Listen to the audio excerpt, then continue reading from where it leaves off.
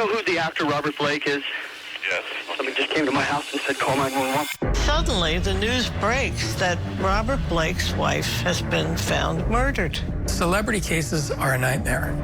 Bonnie did despicable things. You lied to me, you double-crossed me, and those are big lies, baby. Whether it was in the courtroom or outside the courtroom, he was acting.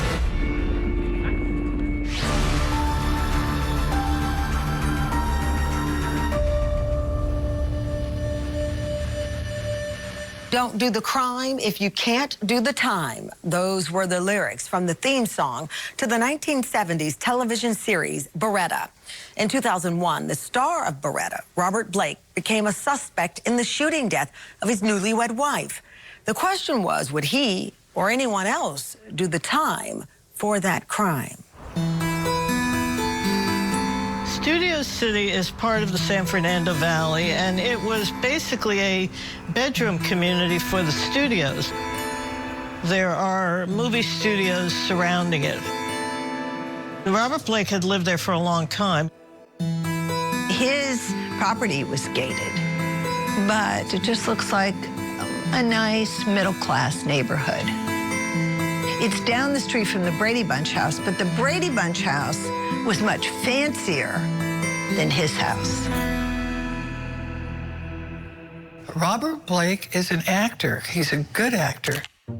He's acted since he was 5, 6 years old. That's all he knows. He started out as a little rascal way, way back in the late 1930s when he was a little kid. I mean, he was in a whole slew of movies before he even turned 21. His performance in Cold Blood is a classic. Anyone who watches it now will say it was brilliant. Absolutely brilliant. Robert Blake plays Perry Smith in Cold Blood. Electric Glide in Blue was just like a short cop with an inferiority complex, sort of playing himself. You say Robert Blake, and there's a whole group out there that think, aha, Baretta. And they remember the guy with the cockatoo on his shoulder. Baretta was the pinnacle for him. He got this series. It ran for several seasons. It was very popular. He was playing a cop. And it was ironic because then he winds up in the middle of a crime case. Blake's favorite eatery in his neighborhood in Studio City was a place called Vitello's. Vitello's is like every East Coast Italian restaurant with the red leather baguettes, and a couple of famous people had dishes named after them. There was a Gary Marshall dish and a Robert Blake dish. He was married to a blousy, bleached blonde from Memphis, Tennessee, named Bonny Bakley, and the two of them went out to eat. They had dinner, and then they left, went out to the car, which was parked out on the street, some distance away from the restaurant. He took her to the car. He opened the door for her. She got in, and he suddenly realized that he had left his gun in the restaurant. He said that he carried it for her protection because she did get a lot of death threats. He has a concealed carry permit, so it's not illegal for him to have the weapon, but he goes back to get the weapon inside Vitello's, and she is in the car with the window down. And then he went back to the car and found her bleeding from the head. And he raced to the house that was closest, banged on the door, and the man who came to the door recognized him and said, "Robert Blake?"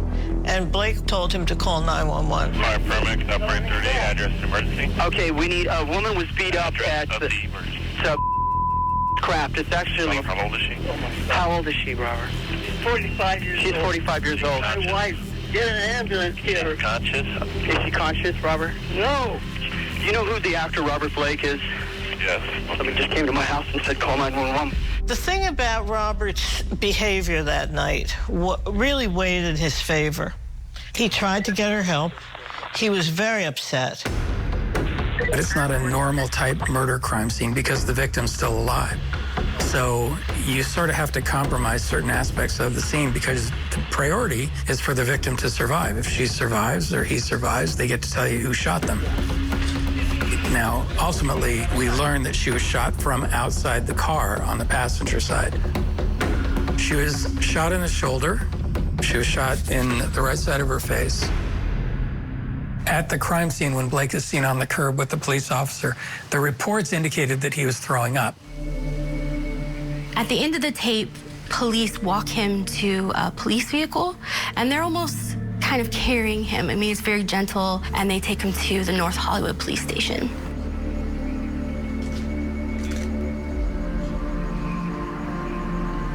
They continue questioning him. They also do a gunshot residue test. GSR is gunshot residue. It's residue left from the gunpowder that explodes, that shoves the projectile out the front. It's that action that causes microscopic dust to come out. Robert's clothing, a lot of Robert's clothing was testing positive for GSR. They find a minimal amount of GSR. Robert's gun had been fired in a reasonable length of time. Simply by picking it up, we're going to get a transfer. But the amount that was on there doesn't qualify him having pulled the trigger. He was not arrested that night. He was tested, and he went home. Eventually, the gun that killed her was found in a dumpster at the scene, right across the street from where the car was parked. What they find is a Walther P38. Unfortunately, that gun has been covered in oil, and so they can't get any other information off of it, any other fingerprints, DNA. It had a serial number, but it was not registered. What was really interesting about the gun is it was a World War II gun, and actually from Nazi Germany. When the LAPD tested the weapon, it was evident that they could only get it to fire 3 times, and then it would jam. The gunshot residue was so plentiful because the chamber was so loose that it would blow out a very highly significant amount of GSR. Robert may have had at best a minimal amount of GSR. There's never any concrete evidence that this specific Walther P38 is connected to Blake. When she was killed, there were suspects as long as your arm of people that would have wanted her dead. He did not know that she was sending explicit photographs of herself to people all over the country. Greens from Force Factor.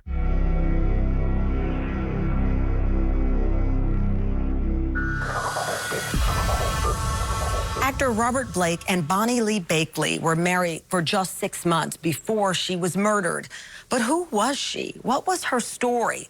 Blake and his high-powered attorneys seemed to want everyone to know all the sordid details. Bonny Lee Bakley grew up in New Jersey, the same as Robert Blake. She tried to be in Hollywood. She came out here multiple times. She had a billboard on Sunset Boulevard with her phone number on it. Bonny wanted to be in showbiz and decided it was too much work, so why not find a guy in showbiz? I believe. She was a celebrity stalker. She went after Robert Blake after she had gone after Jerry Lee Lewis and Christian Brando. Anybody who was a star. Blake's career had gone downhill, and he used to hang out at jazz clubs and would meet women and go to bed with them, basically. And he said that Bonny started talking to him, and they hit it off. By the time he drove her home and they pulled into the parking lot of the hotel she was staying at, they were already in the backseat having sex. He did not know that she was sending explicit photographs of herself to people all over the country, that it was a business. Bonny, it turned out, was an operator, a con artist, a grifter. She had taken a lot of nude pictures of herself, which she sent out to lonely-hearted men. She would put ads in personals and say, you know, if you send me some money, I will send you some really nice pictures of me. And she would send them nude photos of herself if they sent her enough cash. She would ask them to send her plane tickets and say she would spend the holidays with them. Of course, she wasn't going to. By the time she met Bobby Blake, she had a way of fleecing lonely, horny old men and taking them for everything that she could get her hands on. Bonnie had 8 different levels in her program, and the 8th level was put me in your will. And ultimately, for example, in January prior to her death, we found a copy of a check that she had received from a life insurance policy for $72,000 for somebody that she had apparently married. She'd been married at least 9 times that we know of before Blake. Robert's intent was to have a periodic sexual relationship with this person. Robert's intent was not to get pregnant, have a child, and develop a permanent relationship with this person. Bonny Bakley is known for writing letters. She writes this letter to Blake to tell him that she's pregnant. She says in the first line, "Hi, I hate to tell you this, but the pill did not work for me." He actually tries to talk her into getting an abortion, a conversation that is tape recorded by her because she was tape recording every conversation she had with him. You know, if you're gonna do it, you have to do it really soon. I don't want to do it. I know you don't want to, but it would just make life so much easier for both of us. Forever, for the rest of our lives. She was not going to get an abortion. Are you kidding? She was pregnant with the child of a movie star. It was her dream pregnancy. She was never going to get an abortion. The thing is I can't pay that off and kill it, but obviously you can. So that's just as bad. You swore to me, you promised me, and that was all a lie. That's not a little lie. That's a big lie. That's the kind of lie that God looks down and says, hey, wait a minute. Wait a minute. That's a big, awful, deep, vicious lie. That's not true. I just wanted to be with you. As Bonnie gets more and more insistent, more and more weepy, Blake gets accusatory and essentially states the truth. The one thing in the world, you know, I was terrified of was anybody getting pregnant. And you did it deliberately. Why? Not because you want to be with me. It has something to do with some crazy that's going on in your head, that you want Robert Blake's baby for whatever weird, twisted reason, and that's all on you, baby. And you have to live with that. In this second letter, Bonny Bakley is contacting Robert Blake and letting him know that she's had the baby. She tells him, quote, "Well, she looks just like you." Once he saw the baby, he knew, this is my child. And I think from that moment on, whatever fate was going to befall her was set in motion. He told me I knew this was my blood, and I adored her from the minute I saw her. He became somewhat obsessed with the baby, actually. After it became apparent with the paternity test that Blake was in fact the father, he did everything that he could to try to persuade Bonnie to give him custody of the child. Robert Blake does not love Bonnie. He marries her because he's the father of the baby. And they got married between the house and the guest house. Maybe there were a few people there. There was no champagne for sure.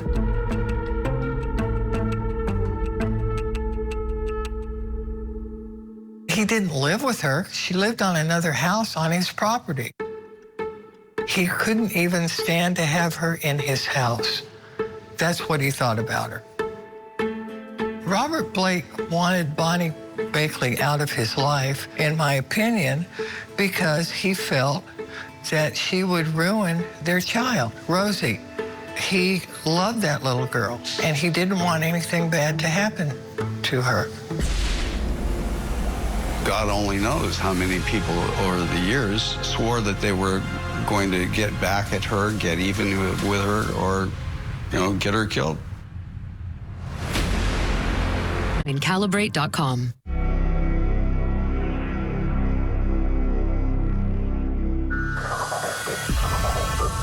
Who murdered Bonny Lee Bakley? Police were investigating her husband, actor Robert Blake.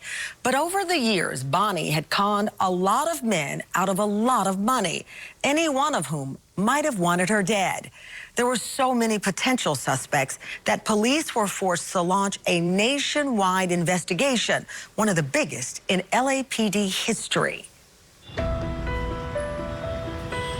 She had been threatened so many times and taken to task for what she had done to all these guys she'd left in her wake.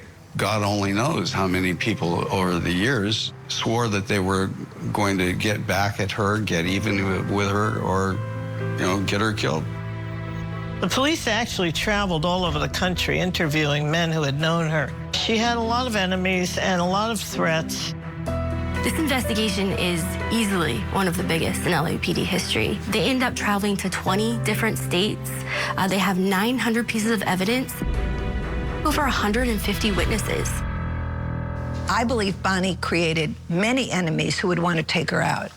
But I'm not sure any of those enemies knew she was going to be at Vitello's that night and where she was going to be parked, and that her partner was going to go back to the restaurant to pick up his gun and then come back and find her. No, I don't think her enemies knew that. Blake's story about what happened that night is full of holes. If you stop and think about it, Blake parked his car way, way back on a very dark street behind a very large dumpster, so nobody could really see what was back there. His story was that she was in fear of her life. She was afraid people were going to kill her because she was swindling them. And so he took along his gun for protection of her. So they went to the restaurant, they had dinner, they went back to the car, he got her in the car, set her in the car and thought, oh my God, I don't have my gun. I must have dropped it at the restaurant. So instead of taking her back and protecting her, which he was supposed to do, he left her sitting in the car by herself, and he went back to the restaurant. Somebody came up alongside of her and shot her while she was sitting in the passenger side of the car. Not Robert. Robert was not there. For Robert to lie in wait and wait till he's in a potentially crowded area where people are coming out of a restaurant, people are walking their dogs. It's absurd to think that Robert would try and do something like that. How do you know that somebody isn't looking out the window? In my opinion, Robert Blake orchestrated the murder. I don't think he pulled the trigger, no. But do I think he hired someone to do it? Absolutely. Initially, police, they suspect, it seems clear, that Robert Blake committed this crime, but they don't have any evidence, circumstantial or physical evidence, to prove it. About 10 days after the crime is committed, a man named Gary McLarty walks into the police station. Gary McLarty is a stuntman. He had actually been a stuntman for Robert Blake before. He tells the police he has a tip. He says that Robert Blake has come to him and offered him $10,000 to murder his wife. Ronald Hamilton was another stuntman, like McLarty, that had known Blake over the years. And he, too, said he was solicited by Blake to do in his wife. And that became a lead for the two detectives that were assigned to the case. They go to talk to Hamilton, and Hamilton tells them he's never going to speak with them about it. Police know they need Hamilton to come forward. They put together a grand jury, and they subpoena him. Once he gets that subpoena, he actually decides to speak with them. One of the things that Hamilton tells police, and this is a huge break for them, on the day he's driving around with Robert Blake, he tells Robert Blake that he should buy a calling card. And he says the reason to do this is because they're untraceable. Robert went to a 7-Eleven down the street from the house, from Dillard, I think on Tahunga, right down from Vitello's, in fact, and he purchased the calling card. police are able to find the 7-Eleven, they're able to find how many cards were sold that day, and then to subpoena records from AT&T, which show all of the calls Robert Blake made with that card.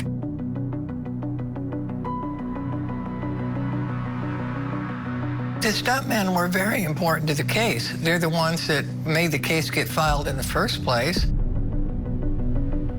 The case was being investigated for about a year. Then suddenly, without much warning, we got word that Robert Blake was going to be arrested, that they were filing charges against him. Blake was held without bail because of the special circumstances of lying in wait. He was put in jail, and he stayed there for 11 months. That was a long time. He was not happy. It was after he was taken into custody and held at the county jail that I actually interviewed him. Robert Blake's attorneys probably balked at the interview because they don't like their clients to be doing interviews with the media because they may slip up and say something bad. He was a performer throughout the interview, which he later duplicated everything he said with Barbara Walters. That one got a lot of press because it was on video. He said that he loved Bonnie, that she had given him a new life. He said, here I was, a lonely guy, not doing anything, and she gives me something to live for, this little girl. Bobby Blake had a childless daughter from a previous marriage who was now an adult and a practicing psychologist. Delina Blake had officially adopted Rosie while her father was in jail, and she and her husband raised Rosie. When Robert Blake was first arrested, he was Robert Blake. He had black hair, which was dyed. He was cocky and talked a lot. But when he was finally handled by some very, very good defense attorneys, he became a kind of decrepit old man with gray hair. Whether it was in the courtroom or outside the courtroom, he was acting. Mr. Blake, I'm concerned about your condition, how you're feeling, your health. You seemed a little wobbly, so I just want to make sure that you're able to proceed today. Draw from Force Factor.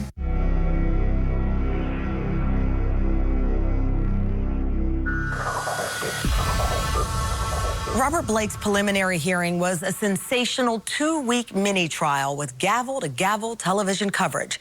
Blake had not had a television or movie role in the 4 years prior to his wife's murder. Now, an entire nation was watching him star in his own real-life legal drama. A preliminary hearing in California is held to determine if the prosecution has sufficient evidence to take the case to trial. When he walked into the courtroom for the first time, I thought to myself, this is one great acting role. He had let his hair go all gray. He had lost all this weight. The guy that walked into the courtroom was a really feeble old man. The preliminary hearing was like a mini trial. You heard from all the key witnesses. Well, when you got down to it, the two stuntmen were probably their best witnesses. I met Robert Blake thinking that I might have a movie job, some way of doubling him on a movie. Where did you meet Robert Blake? I met Robert Blake at Dupars on Ventura Boulevard, and he started asking me how I came out of the problem that I had had earlier. And what was that about? It was over a killing that happened, was a self-defense thing. So you killed somebody in self-defense? Yes. Approximately when? 2 or 3 years. The stuntmen were kind of dicey characters, shady characters. If he wants to hire somebody to kill someone, you do not go to your priest. You go to the person that you think is going to do it for you. You go to the person you think needs the money, the most disreputable person you know that you may or may not trust. What happened next? He said, let's go over to his house for a while. He started venting about this woman that he had met somewhere at a bar, and he'd had intercourse with her and she was pregnant. And did he suggest to you something that you could do or could happen to her? Yes, that somebody at night could come in while she was sleeping and go up the stairs and pop her. And pop her? Yes. He talked about a price, too. He said that he wanted to pay $10,000. And I explained to him that I wouldn't do anything like this. That girl didn't do anything to me. Did the defendant have a response to what you said? He actually said, why, I believe. And I said, why? I said, well, just your notoriety alone would be a problem. In my opinion, Robert Blake acted every time he was in the public eye. You could tell by the movements of his head, by things that he did, that he was being a very good actor. The judge was taken in, I think, by his doubling over and appearing to be in some distress. Mr. Blake, I'm concerned about your condition, how you're feeling, your health. You seemed a little wobbly, so I just want to make sure that you're able to proceed today. I appreciate that, Your Honor. No, I'm fine. I'm in the pink. I've waited 11 months to get here, sir, and I'm not going anyplace. The jail has taken enough blood to float a battleship. If they could find anything wrong, I'm sure they would, sir. I'm all right. I promise you I'm all right, sir. I believe that Blake was trying to make the judge feel sorry for him, too. After all, the judge was the one who was going to decide whether his case was going to go to trial. The people called Ronald Duffy Hamilton. On how many episodes of Baretta do you think you worked? Probably close to 20. What kind of stunts would you do on that show? Car rolls, fights, whatever came along.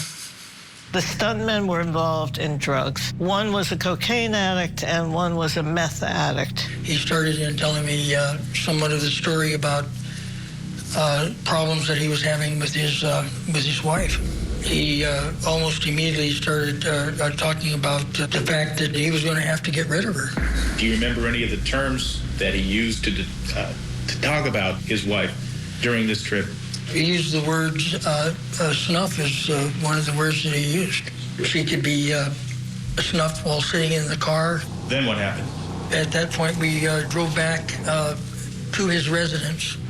And from there, he pulled out a zippered gun case that he opened up. Inside was a .25 automatic. It looked to be a Baretta, and tried to hand it to me. He said that it was a unregistered piece.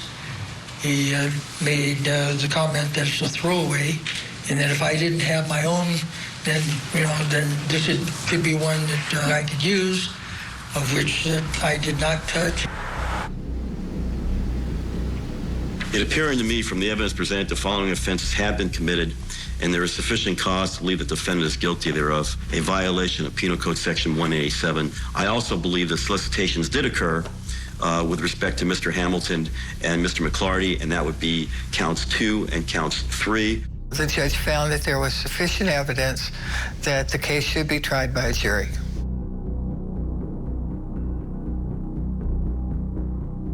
The amazing thing was that after the preliminary hearing, Tom Mesereau, who had become his second lawyer, accomplished a miracle. He got him bail. I am going to set bail at $1.5 million. And pursuant to Penal Code Section 1269C, I'm ordering that Mr. Blake be confined to one residence and that he have electronic monitoring. We thank the court for your consideration, Your Honor. Blake smokes a lot, and during the trial, because he was out on bail, he used to sit out in front of the courthouse and have a cigarette. Somebody had a guitar, and he played the guitar. One of his songs was Over the Rainbow. And he became like everybody's grandfather. That's who he was. That's who he was playing. Who killed Bonny Lee? Who had motive and who had opportunity? Motive. Robert Blake. Only on Court TV.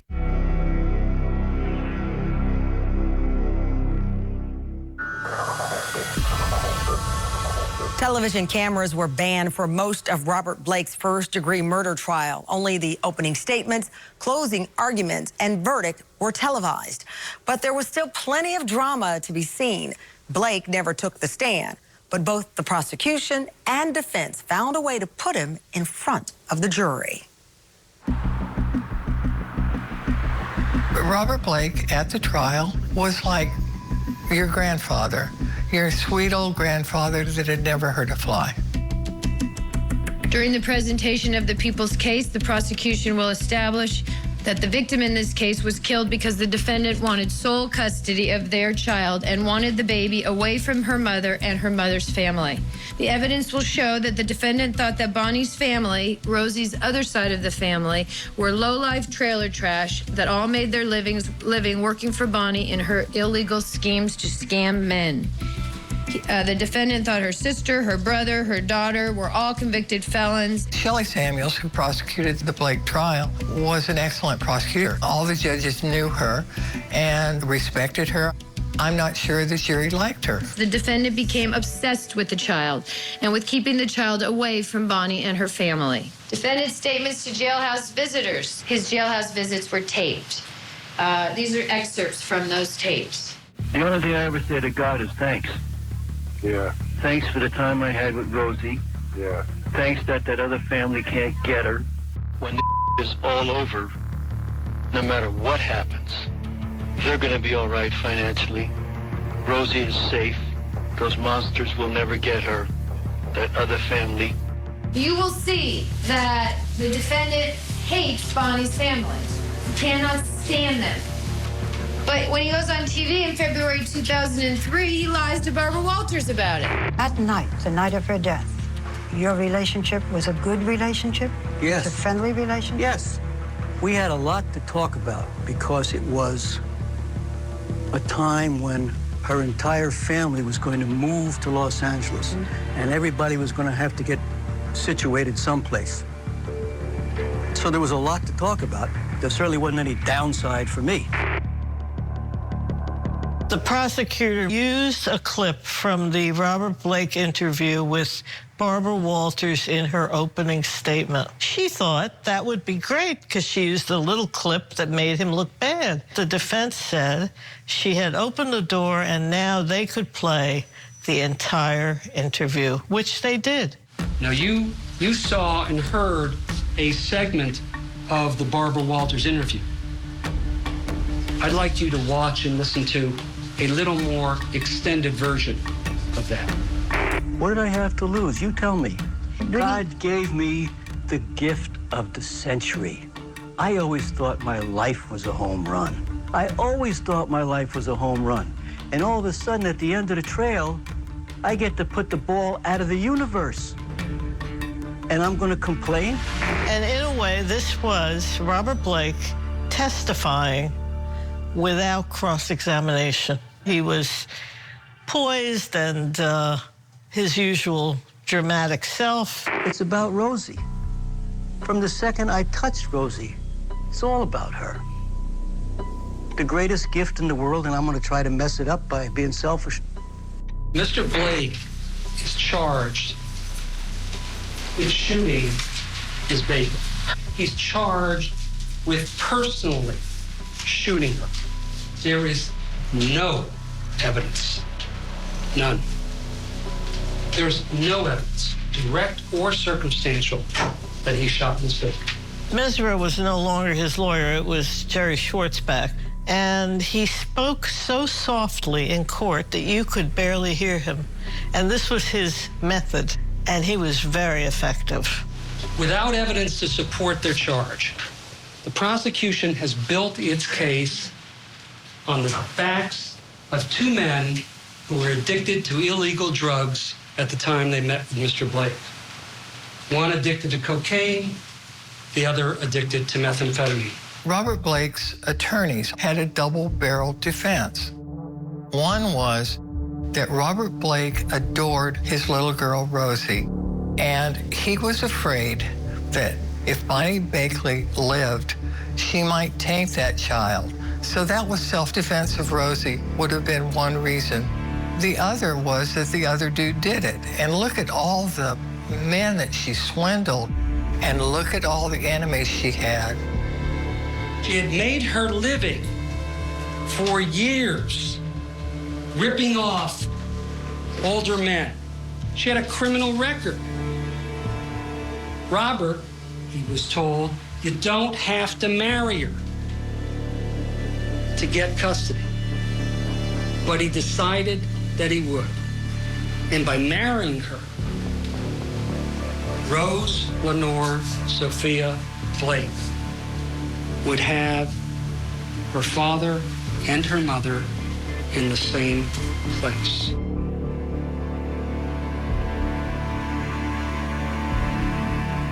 Who killed Bonny Lee? Who had motive and who had opportunity? Motive. Robert Blake. He was tricked by Bonny Lee and he hated her for it. And he got taken by a small-time grifter. He was obsessed with Rosie. He didn't want Bonny Lee anywhere around Rosie. He hated Bonny Lee's family and didn't want them around Rosie. I've heard a lot of evidence about Bonnie and what she did for a living and how awful she was. And that's not what this case is about. Because all that would lead you to believe is that somehow if a person's bad enough and if they're a bad enough mother, they get to be killed and it's okay. So that's not part of this case. No matter what she did, she was a mother of 4 children. She did not deserve to die.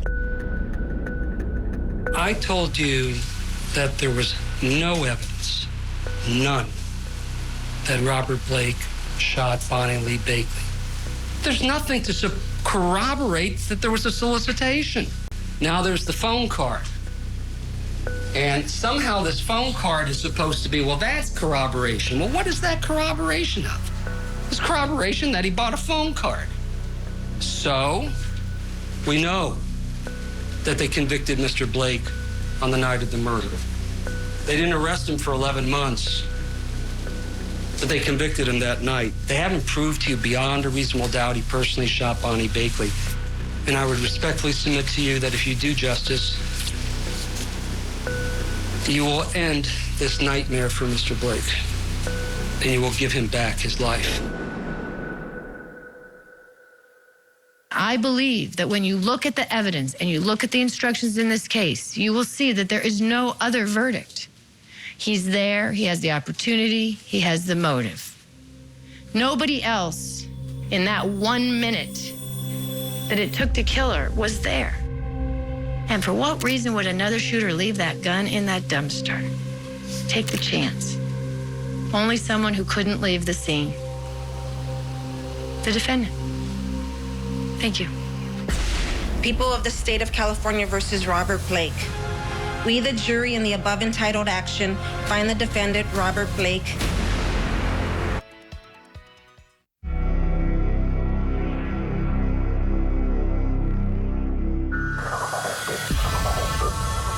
Nearly 4 years after Bonny Lee Bakley was murdered, a verdict was imminent in the trial of her husband, actor Robert Blake.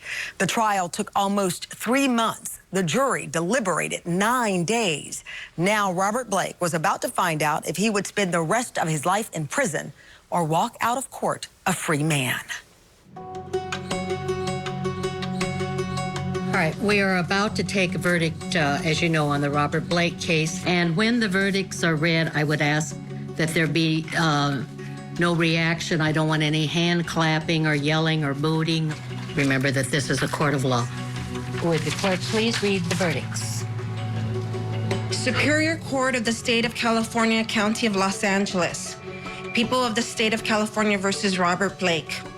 We, the jury in the above entitled action, find the defendant, Robert Blake, not guilty of the crime of first-degree murder of Bonny Lee Bakley. The bottom line is you couldn't put the gun in Robert's hand, and that's exactly what the jury thought. We, the jury in the above entitled action, find the defendant, Robert Blake, not guilty of the crime of solicitation of murder in violation of Penal Code Section 653F, subsection B, to wit, solicit Gary McClarty to commit and join in the commission of the murder of Bonny Lee Bakley as charged in count 3 of the information.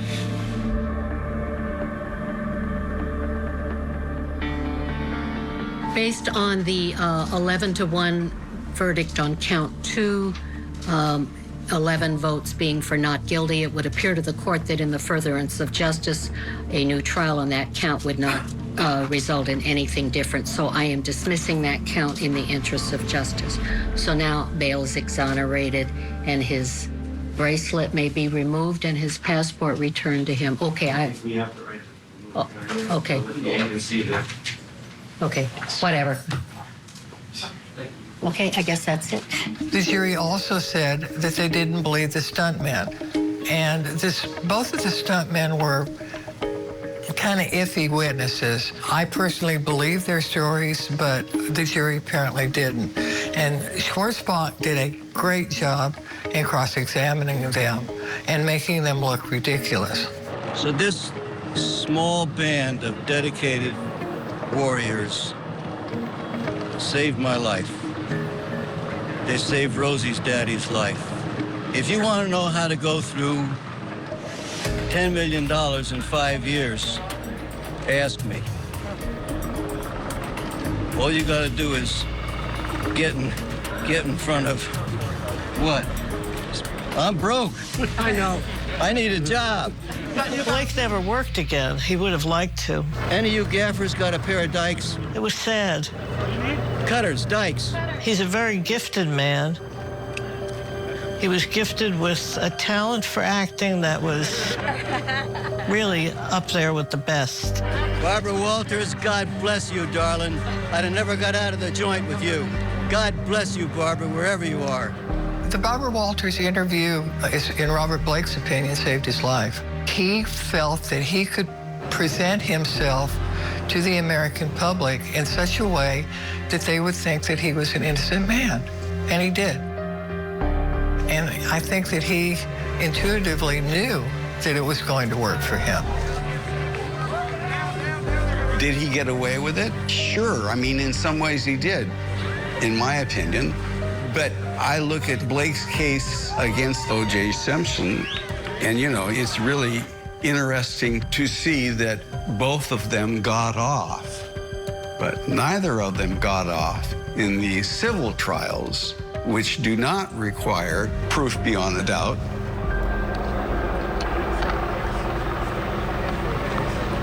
I think that both Blake and O.J. Simpson are testimonies living with us to this day of what happens to somebody, really happens to somebody if they get away with murder. Of course he maintains his innocence. I always felt for people who were famous, who were acquitted, because nobody ever believed they were really not guilty. They're always remembered for the charge and not for the acquittal. You know, now if I mention Robert Blake, people will say to me, oh, is he still in prison? Well, he never was. He was not found guilty. Some would say that Robert Blake gave the performance of his life throughout the judicial process. Since his acquittal, he's not been cast in any roles on TV or in the movies. Blake has, however, cast himself as the star of his own YouTube channel, some 30 episodes in which he reflects on his career, the trial, and life in general. I'm Tamron Hall. Thank you for watching Someone They Knew.